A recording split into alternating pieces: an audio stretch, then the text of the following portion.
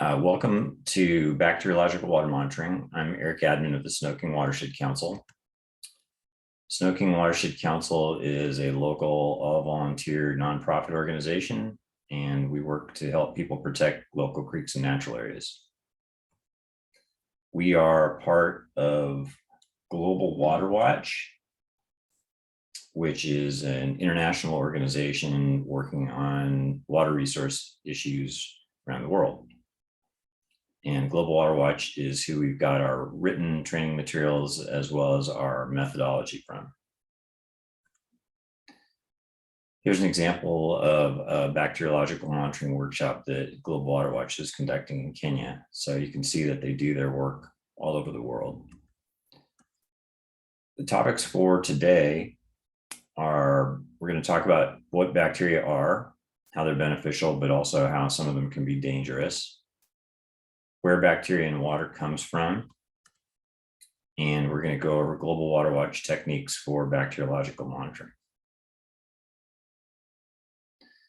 So one of the questions we ask when we're water monitoring is water safe for playing, swimming, fishing, or drinking? And bacteria is one of the main considerations as to whether it is safe or not. So what are bacteria?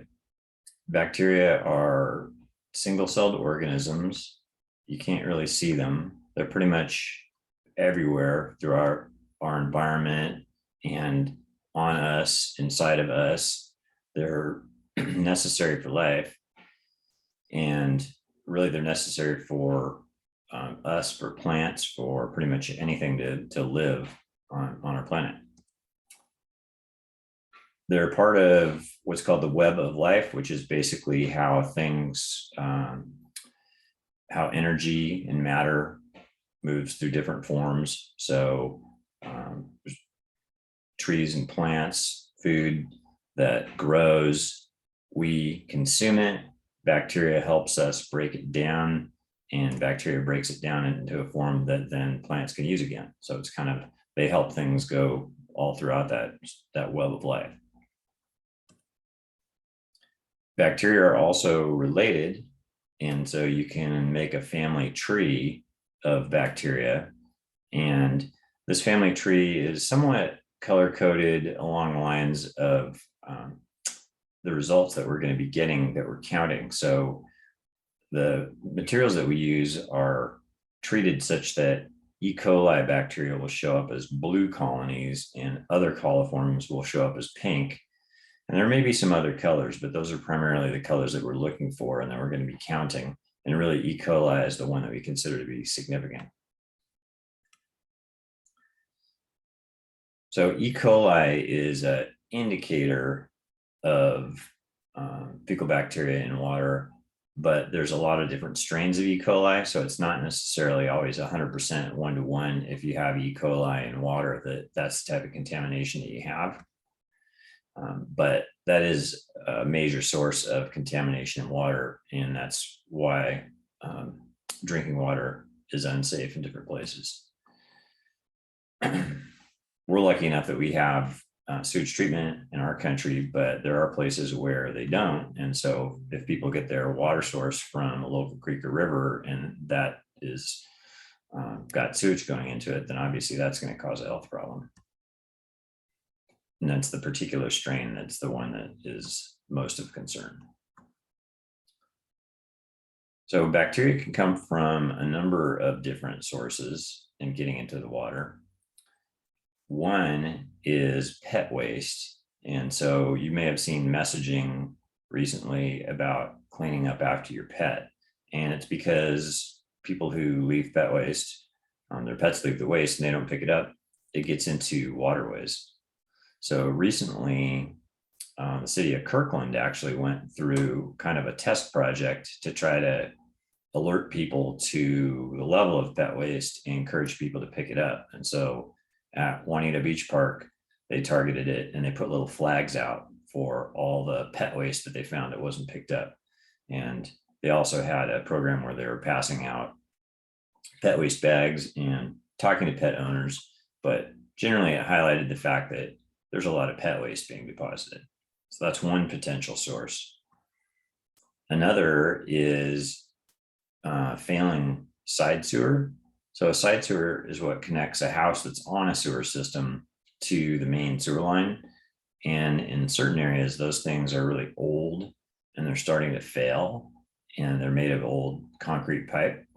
And so sometimes if those crack and fail due to, say, tree roots or earth movement, that can make its way through the ground and out into the water. So that's another potential source.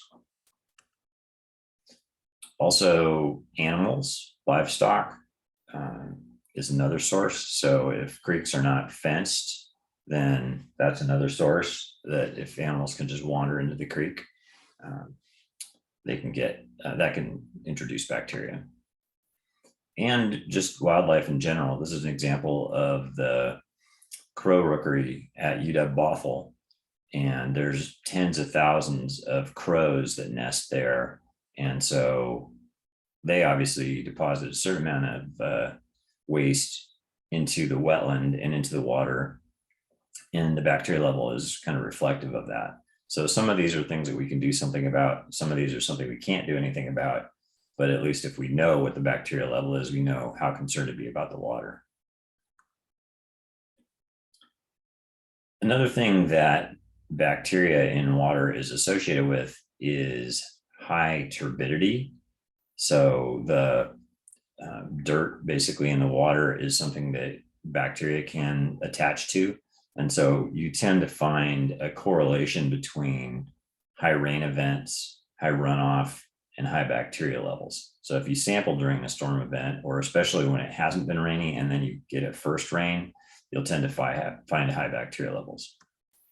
And so here's a graph representing that picture. And I haven't told you what these different numbers mean, but essentially that picture with the high turbidity event represented a very high bacteria event as well. Okay, let's talk about how do we measure bacteria. So using Global Water Watch techniques, they teach us to do it, basically use a consistent methodology and timing. It's a simple low-cost methodology that we're using. Assuming that we follow these consistent techniques, we can generate credible data. And always remember, if in doubt, do it again. Having no information is better than having wrong information. So when we start measuring bacteria, the unit of measure is what's called colony forming units. And so a colony forming unit is a colony of bacterial cells that are big enough that that they grow into a colony and you can see them. So, and those are what we count. And so the standard for measuring bacteriological contamination is how many of those colony forming units, or CFUs, are in 100 milliliters of water. And so we'll do some math. If we collect a sample of 1 milliliter, then we'll do some math to multiply what would that amount of colonies that we found in the 1 milliliter be equivalent to in 100 milliliters. There's different standards depending on where you are in the world for what is considered to be acceptable levels of E. coli in water. So Global Water Watch has kind of a broad audience and works in different states and countries. So their level that they say is relatively safe for frequent human contact is considered to be less than 200 colony forming units, or CFUs, per 100 milliliter. And they talk about 200 to 600 being be cautious, and greater than 600 is definitely unsafe. Washington State has its own standards that are codified in the Washington Administrative Code, and they're stricter than either Global Water Watch or national standards. And in Washington State, it's only considered to be safe for contact if it's less than 100 colony forming units. So we have pretty strict standards of water quality.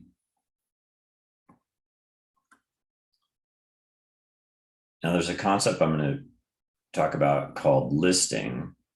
And so if a stream has a known level of contamination and it's been measured, and somebody can submit a listing to the Department of Ecology, and there's a list that's called the 303D list. 303D is a section of the Clean Water Act. And so water bodies that are submitted and included in this 303D list are ones that have been considered to be impaired water bodies. And that can be for a variety of different things. When it is impaired, then whoever the jurisdiction is that has control over that water body is directed by the EPA or by the Department of Ecology in our state to develop a water quality improvement plan, which means they're supposed to monitor levels in that water body, and they're supposed to work on improving the water quality with regard to whatever that contaminant is. One of those contaminants can be bacteria. There can also be other contaminants like low oxygen, high potassium, and other nutrients, nitrates. So there's a variety of things that can be listed for. Associated with this concept of the water quality improvement plan and the listing, they establish what they call a total maximum daily load. And essentially what that's saying is that is we don't want to find any higher than this level of that contaminant. And so they test regularly to find out what the level of contamination is relative to that level, and to tell them if they're getting better, getting worse, or staying the same. Okay, now we're going to get into the steps for bacteria monitoring. And this is going to be a combination of me going through a few slides, and then we're going to watch some videos, some instructional videos from actually Alabama Water Watch, which is also housed at Auburn University. And we're essentially following the same techniques that they use. So they have some really great instructional videos. But step one is we're going to prepare the materials. And so we need what are called media, which is what's in those little bottles, which is essentially food for bacteria. There's Petri dishes, which are those pre-treated plastic dishes in front. There's a pipette, which is in that wrapper with the media and the Petri dishes. You'll need a thermometer and an incubator.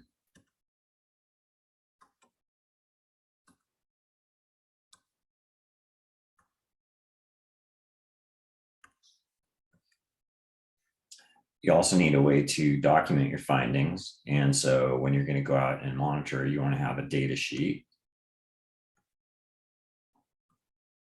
And you also want to have something, once we collect our sample, we're supposed to transport it on ice. So you're going to want to have an insulated container and an ice pack. So before you go out, you're going to get your Petri dishes ready, and you're going to get your media ready, and you're going to use 3 for each site because we do 3 replicates per site. And you're going to thaw the media because it's stored frozen. So you want to make sure you get it all ready to go.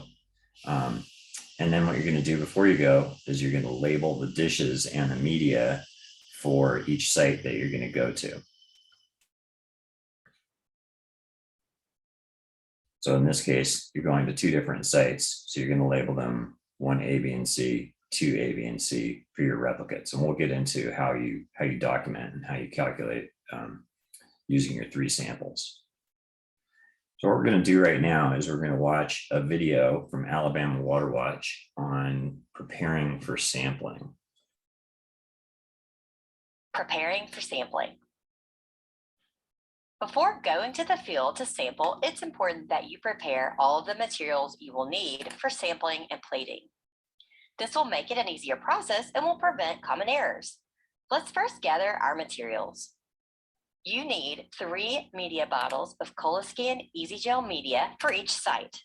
You can only submit data for samples that have been collected with unexpired media. So make sure to check the expiration date before sampling. You can find that date on the side of the box that the media bottles were shipped to you in. Make sure you take the media bottles out of the freezer several hours before you plan to sample so that the media will have plenty of time to thaw. If possible, do this the night before. You can't add samples to frozen media. Today, we will be sampling 2 sites, so we have a total of 6 bottles of Coliscan Easy Gel media. You will need a small cooler or Ziploc bag to transport your samples from the field, along with an ice pack or a bag of ice to keep your samples cool. We suggest that you put the media bottles in Ziploc sandwich bags, 1 bag per site you will test. This will help you stay more organized and prevent you from mixing up samples from different sites. You will also need 1 pre-treated Petri dish for each media bottle. So for this sampling event, we will need a total of 6 dishes. We also have our wrapped sterile pipettes ready, 1 per site, plus an extra just in case one of the pipettes is lost or contaminated. For instance, if you drop one onto the ground while sampling. To prepare your Petri dishes for the field, you'll need a permanent marker and clear tape. You will need a thermometer to check air and water temperature at your site. The thermometers we use are alcohol-based and measured in Celsius. They are the same thermometers found in the Alabama Water Watch Water Chemistry Monitoring Kit. Make sure to check the thermometer for any breaks in the glass or liquid before heading out to sample. Breaks in the liquid can give you an incorrect temperature reading. Don't forget to grab some hand sanitizer to clean your hands after sampling in the field, and a first aid kit in case of incidents. Carry 1 data form per site, preferably on a clipboard. Today, we have 2 data forms since we are sampling 2 sites. And don't forget to take a pen or pencil so that you'll have something to write with. Before we leave for sampling, we are going to prepare our Petri dishes. Here we have 6 Petri dishes, 3 for each of our 2 sites. To begin, we always suggest that you examine each Petri dish for irregularities, including uneven coating of the bottom dish. These defects can cause problems with your test. For example, if the dish is not completely coated, your sample will not be able to gel properly. If you find that you have received defective plates, note the lot number and expiration date and put them aside. Report the issue to the Alabama Water Watch Program Office so that we can advise you on how to proceed. Prepare your Petri dishes by taping the top, which is the larger piece, to the bottom on one side of the dish. Keep the Petri dish closed as much as possible to avoid contamination. Use a permanent marker to label each of the Petri dish lids and the corresponding media bottles with numbers or letters that indicate the site and replicate. For example, if you are sampling 2 sites, label the plates and bottles for the first site as 1A, 1B, and 1C. Label the plates and bottles for the second site as 2A, 2B, and 2C. It is best to write on the tape rather than directly on the Petri dish. Set your plates aside for use after you have conducted your sampling in the field. It's also a good idea to label the Ziploc bags containing the media bottles with the site number before loading up to leave. Good organization goes a long way in preventing mistakes. Filling out the data form. You can fill out the following sections of your data form before you go to the field. Remember to write legibly. Group name.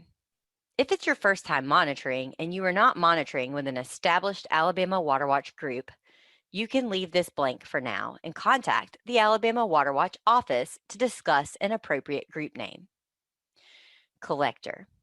This is the monitor or monitors who are conducting the test and who should sign the data reporting form. The Alabama Water Watch staff will contact the collectors listed if there are questions regarding the data. Watershed refers to one of the major watersheds or river basins of Alabama, for example, the Coosa watershed. Water body. This is the specific stream, pond, lake, etc.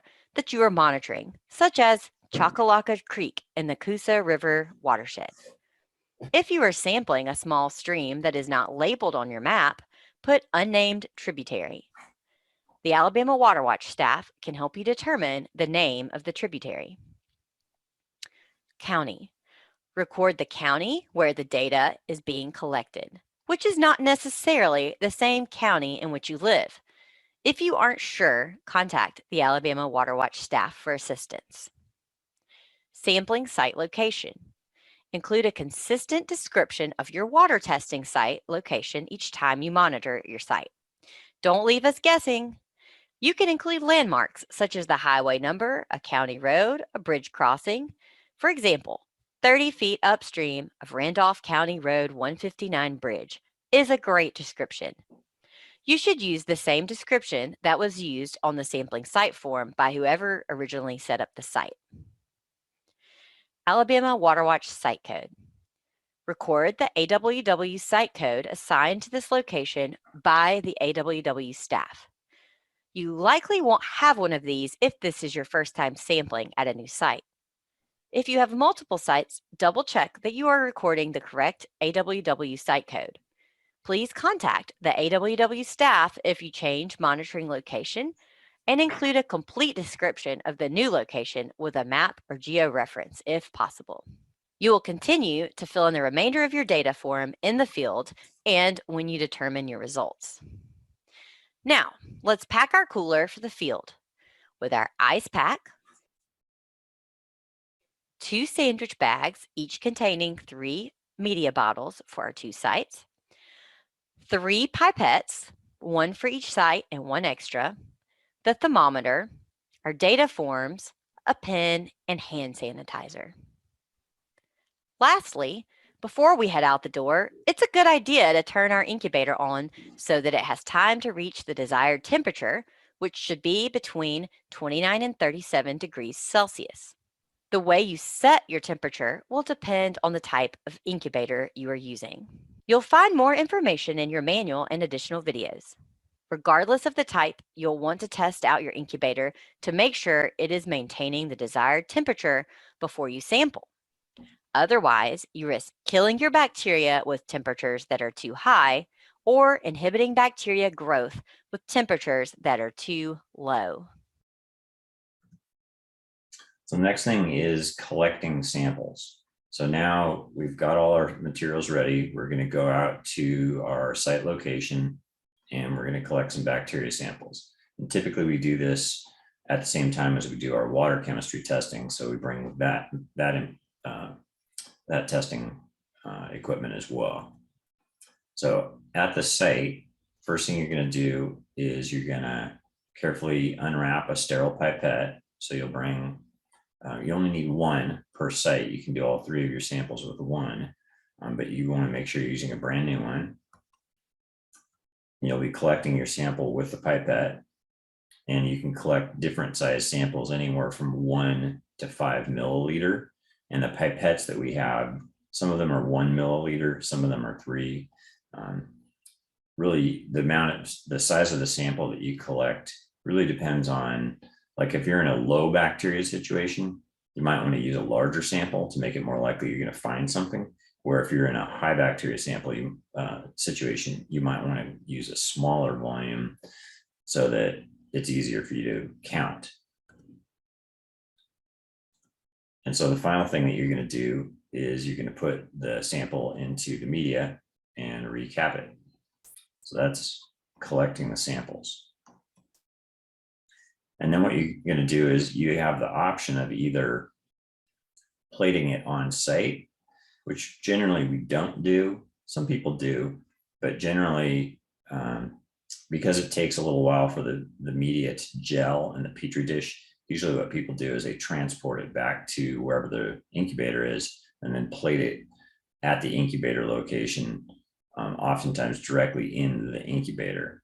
And you can do that. You have up to 3 hours while you keep your sample on ice to transport it back. So we're going to watch a short video on collecting samples.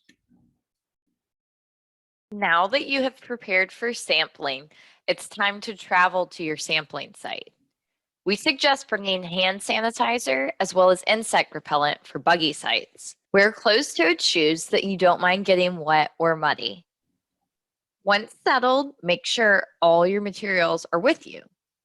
3 thawed media bottles for each site. These should already be labeled by site and replicate. At least 1 sterile pipette per site. We recommend bringing an extra just in case. An ice pack and a thermometer. You should also have a data sheet for each site. You already filled out several fields of the data form when you prepared for sampling. Now it's time to fill out some additional information. Remember to write legibly. When you get to your site, record the date of sampling in the month, day, year format. Record the time when you started collecting your water sample in the field. Select the correct water body condition for your site from the following options. Adequate depth refers to about 5 inches or more of water. Inadequate depth should be recorded if your site has less than 5 inches of water. If you have inadequate depth, still collect the air and water temperature. Dry means that virtually no water is visible at your site, or the stream is in isolated shallow pools. If you find that your site is dry and you aren't able to collect a water sample, you should still measure the air temperature and submit that data. This information is critical to document periods of drought. No access means that your site is temporarily inaccessible due to an obstruction, closed road, etc. For tidally influenced rivers, note that in coastal areas, while testing bays and rivers whose flow and level are influenced by tides, monitors aware of the stage of the tide may record it as rising, falling, or uncertain. Monitors testing away from the coast should select not applicable. Complete the remainder of the data form following instructions in each section of the variables. Remember to collect your sample at approximately the same location each time you sample, and always collect your water sample upstream from where you are standing. We'll start with air temperature. Always take air temperature before water temperature for the most accurate readings. Upon arrival at your site, find a place in the shade where you can place, preferably hang, the dry thermometer. If you do not have shade, you can create shade with your body. Allow the thermometer to remain in the shade until the temperature stabilizes. This will usually take 2 to 3 minutes. To read the temperature, hold the thermometer by the eyelet at eye level. Remember, never touch the bulb of the thermometer, as you will end up measuring your body temperature instead of the air.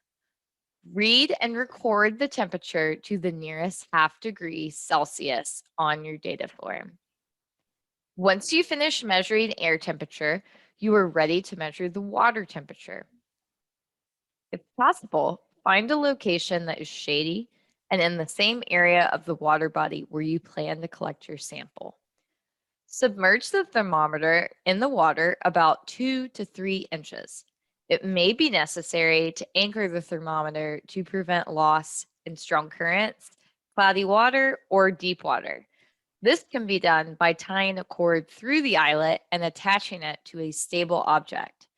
If no such object is present, you can hold the thermometer in place.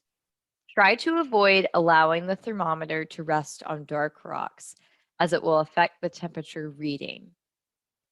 Leave the thermometer in the water for 2 to 3 minutes. Once the temperature stabilizes, read the thermometer while it is still submerged or immediately after removing it from the water. Record the temperature to the nearest ½ degree Celsius on your data form. Now we will collect the water sample. It is a good idea to set up your media bottles in a way that will allow you to easily reach them. Once you are ready to sample, unwrap a sterile pipette from the bulb end and avoid touching the tip of the pipette with anything except the sample water. Fill the pipette with sample water. Be careful to not disturb the bottom of the stream. Carefully squeeze the bulb and expel excess water to the desired sample volume. 1 milliliter sample volume is recommended and is usually sufficient. Keep in mind, when you release the pipette bulb, air bubbles will enter the pipette. This is okay. You will still have 1 milliliter of water sample, but it is not okay to have air bubbles in the pipette when you are initially squeezing down to the 1 milliliter line. Be sure to use the same volume for each of the 3 replicates and record the sample volume on your data form. Remove the cap from the bottle of media and hold it without touching the inside. Squirt the sample water into the bottle of liquid media without placing your hand or face over the opening. Cap the bottle securely and make sure you have a system in place to avoid putting 2 samples in the same bottle. For instance, you could take all of your media bottles out of the Ziploc bag before collecting the sample. Once you've finished adding the sample water to a bottle, return that bottle to the Ziploc bag so that you don't risk picking it up again. Repeat these steps until all 3 media bottles are inoculated with water from the same spot. Once you finish collecting your samples, place the media bottles inside the cooler. If at any point you drop your pipette or it is otherwise contaminated, you should use a new pipette.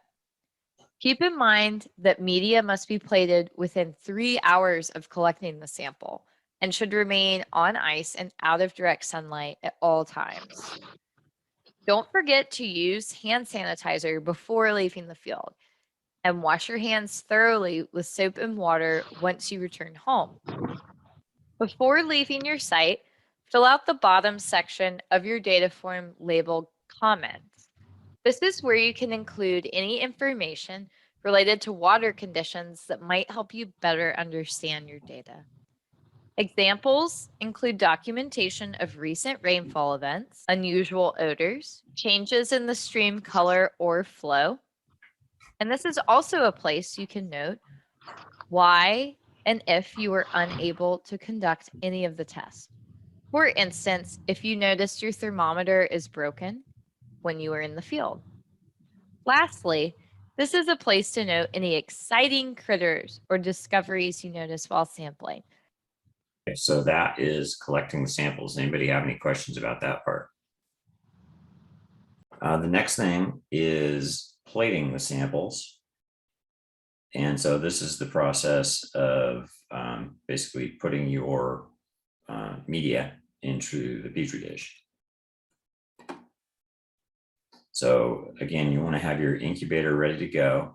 And the incubators that we're using right now have a thermostat. So it's pretty much plug it in and double check the temperature. But we used to have incubators that we were using that were kind of homemade. And so you had to be careful about monitoring the temperature of those and make sure they were their correct range before you put the Petri dish in. So you're going to open the Petri dish just enough to pour the media into it. Gently swirl it around to cover the bottom, and then place it directly in the incubator. And you have to be a little bit careful when you do that. You actually can plate it directly in the incubator, which is what I typically do, because then you don't have to worry about sloshing it around. And the incubators we have now are big enough to make that easy. Okay, so we're going to watch a short video on plating samples. Now that we are back from collecting our samples, we are ready to plate and incubate our samples. The first step will be to pour the water samples that are mixed with the media into the pre-treated Petri dishes. For this test to work, the media and sample water must become a gel. For gelling to occur, the media must come into contact with the special coating that is found on the bottom part of the plate. Therefore, make sure that you pour the media into the bottom of the plate, which is slightly smaller than the top or the lid of the plate. Before plating, note the time. When you begin plating will be your incubation time on the data sheet. To plate, lift the top of the Petri dish just enough to pour the contents of its corresponding media bottle into the plate. Do not slosh the media onto the side or the lid of the plate. Close the plate. Gently swirl the dish in a circular motion on a flat surface to evenly distribute the media across the bottom of the Petri dish. This will help to reduce or eliminate bubbles that may appear in the sample. Slide the plate to the edge of the table and use another piece of tape to secure the untaped side of the Petri dish. Repeat these steps for each plate. You can immediately put your Petri dishes into the incubator in the same position they were plated, right side up. Check again to make sure the temperature in the incubator is between 29 and 37 degrees Celsius. Don't forget to fill in your incubation time, which began when you plated your samples. You should also note when your samples will be ready to count. This will be in 30 to 48 hours after they were plated. So the next step, as you saw the person putting them in the incubator, is we're going to incubate the plates. And so that's what our incubator looks like. And again, it's set up, it's preset to go to have the temperature at 29 to 37 degrees Celsius. So typically we incubate it on the higher end of that range, and we found that that gives better colony growth, so it makes it easier to count. And the time period is for 30 to 48 hours. One option is if you have issues with condensation after they gel, then you can turn them upside down. That prevents condensation on the lid. That's not always a problem, but some people seem to have more of a problem with that than others. And then finally, what you're going to do is determine the results. And so this is the process of counting the colonies. So we're going to watch a video, assuming I can get it going here properly, on how to determine results. To calculate bacterial concentration, divide the number of E. coli colonies counted by the sample volume, and then multiply by 100. We will use plate 1 as an example. Recall that on plate 1, we counted 27 E. coli colonies. The bacterial concentration equals the number of colonies counted on the plate divided by the sample volume times 100.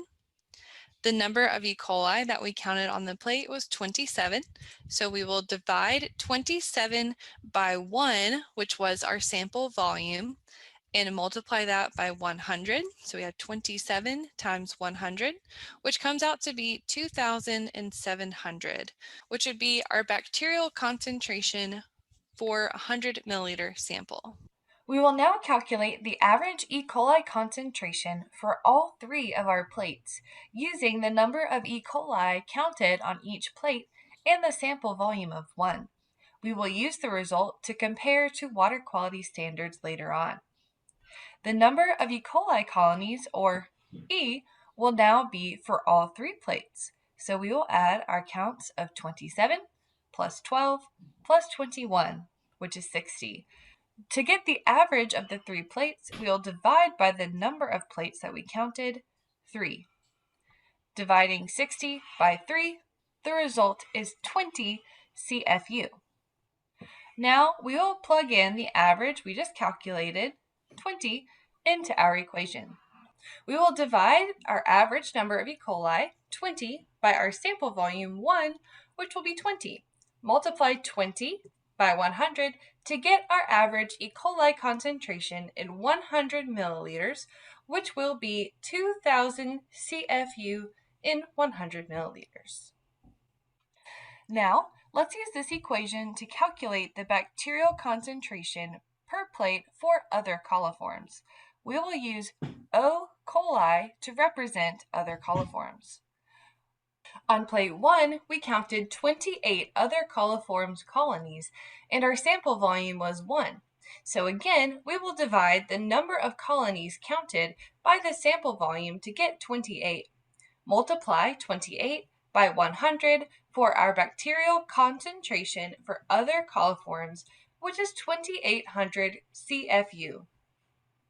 We will now calculate the average other coliforms concentration for all 3 of our plates using the number of other coliforms counted on each plate and the sample volume of 1. We will use the result to compare to water quality standards later. The number of other coliform colonies, or O, will now be for all 3 plates. So we will add our counts of 28 plus 31 plus 19 to get 78. To get the average of these plates, we will divide by the number of plates we counted, 3. 78 divided by 3 will result in 26 CFU. Now, we will plug in the average we just calculated, 26, into our equation. We will divide our average number of other coliform, 26, by our sample volume of 1, which will be 26. Multiply 26 by 100 to get our average other coliforms concentration in 100 milliliter, which will be 2600 CFU. When you enter data online, it will automatically calculate the bacterial concentration for you. We will go over data entry later, but right now we're just going to go over an example of how the database calculates the bacterial concentration when you enter data online. For this example, our sample volume is 1 milliliter. Let's enter the number of E. coli colonies that we counted on each plate, starting with plate 1. For plate 1, we had 27. For plate 2, we counted 12. For plate 3, we counted 21. Our average for bacterial concentration for E. coli is automatically calculated here. You can see that it's the same number that we calculated using the equation earlier. Now, let's enter our other coliforms counts. For plate 1, we got 28. For plate 2, we have 31. And for plate 3, we counted 19. Again, the average bacterial concentration for other coliforms is automatically calculated here. 2600 was the result. You'll also see that total coliforms were calculated, which simply adds the average E. coli concentration and average other coliform concentration to get 4,600. The one thing that they didn't talk about, which we will talk about, is how do you count what is E. coli and what is other coliform? And so they just automatically were like, well, our count is this. So I think we've skipped a step, which is counting, which we're going to cover basically right now. This is an example of a Petri dish that's been incubated, and the way that these are set up ideally is that the E. coli colonies are going to show up as a blue dot and a blue or purple, and other coliform are going to show up as pink. So theoretically on this one, that kind of reddish color is other coliform and the blue ones are E. coli. So one thing that can help you in counting sometimes, especially when you have a lot of colonies, is to divide the Petri dish into sections. So you can divide it into 4 sections or 8 sections and count. If you, in particular, that's helpful for like other coliform where you might have a larger number. So in this case, got 1, 2, 3, 4, 5, 6, 7 E. coli. And our sample was 1 milliliter. So if we extrapolate that to 100 milliliters using our fancy equation, then that would be 700 CFUs. So comparing that to our Washington State standard, obviously that's pretty high bacteria level. Then we're going to divide this into even a smaller section to make it easier to count the other coliform. And so you can see there's a lot to count in this one, but there's some tiny ones that aren't getting counted. And so basically saying, okay, we have 1/8. So there were 45 that we counted in 1/8. So the total, we're going to multiply that by 8. And then we're going to have to multiply that number in turn by 100 to get the number that would be per 100 ml, which would be 36,000. This is really just kind of an indicator to make sure that you're not just getting E. coli exclusively, which might tell you there's something wrong with your test, because we really don't do anything with this data for other coliform. But again, coming back to our number of 700 mLs, that would not be a good source for drinking water, nor would it be good for a recreational beach. So we compare the results to the standards. So if it were a global water watch standard, 700 is still dangerous. Washington state standard certainly doesn't meet the Washington state standard. So here's another example. So see if you can count up. So in this case, we have 5 milliliter sample. And how many colonies do we have? 1, 2, 3, 4, 5, 6, 7. So we had 7 E. coli. Now, because our sample size was 5 milliliters, we can't just multiply by 100. We have to multiply by 100 and divide by 5. So doing the math, this gives us 140 CFU. So if we basically looked at that same dish, but it was a result of a 5 ml sample instead of a 1 ml sample, it's still a little bit outside of range, but it's not as bad.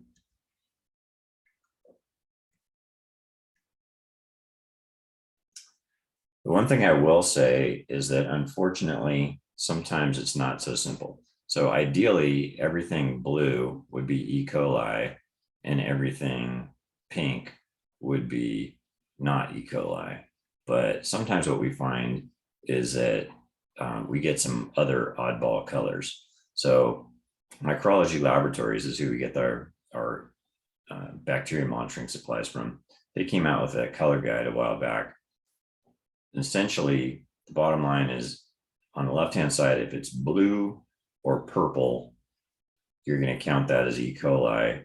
If it's some other color, like a pink or a white or a teal, you're not going to count that. Now, the teal is a difficult one because it looks almost bluish, but I'm going to say that if you have a teal color, don't count that as E. coli. And then finally, you're going to record your results. So on this data sheet, there's a section where basically in the video, they went over what you fill out on all the different sections of this data. But this is where you'd put your counting results down on the bottom portion here. So your 3 reps, you're going to put down there, and then your other coliform, you're going to put in here. And then you can make notes. There's these comments. When you enter these comments, there's a place online where you can enter the comment. So the comment is stored. So it could be that, for instance, you found really high bacteria levels and it was explained by high rainfall event. So that might be an interesting comment to associate with those high bacteria levels that you found. And then finally, cleaning it up. And I'm not going to watch the video because we're kind of getting long on the time here, but basically what they recommend is put a small amount of bleach in the Petri dish, let it sit for a few, and then you can dump that down the drain or the toilet and dispose of the Petri dishes. So now you've done your bacteria sampling, you've incubated it, you've counted it. Now what are you going to do with your data? So there's different things that you can do to share your data. So I'll just give you some examples. You might want to share it with members of the public. Maybe they use that water body. Maybe it's a local creek. You might want to share it with somebody who has a who's monitoring the watershed for a specific reason. And maybe, let's say you're finding high levels, you might want to go, well, if I'm finding high levels here, let's go below and above and see what we find to help identify where a source is. And ultimately, you're trying to figure out what's going on. Is it getting better or worse, and why? So one tool that you can use to share data is you can use the graphs that are available from Global Water Watch system. So assuming that you enter your data into that system, then you'll have available graphs. And so the graph is color coded, and the graph has been adjusted for our system or our Washington state standards. So essentially, unfortunately, red is not good. And this is one of our sites that historically has very high bacteria levels. And it's on a creek called Little Swamp Creek, upstream of me. So all those red bars represent higher than 100 CFU samples that were collected. So that's one way you can display your data.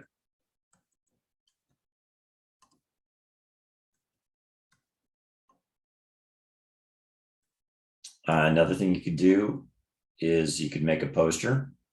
So this is an example of what Lake Forest Park streamkeepers have done.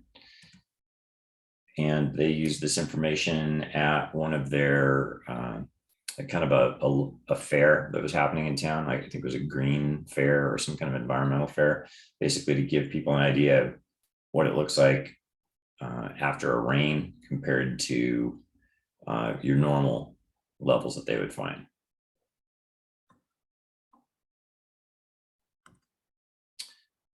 This is another example. This is an Alabama example where they did simultaneous data collection and then put it on a map and color coded it. And another example of locally where a program is doing this is on Thornton Creek in North Seattle. Thornton Creek Alliance is doing frequent bacteria sampling throughout the watershed of Thornton Creek, and they're using that data to identify where sources are, where the bacteria sources are coming from.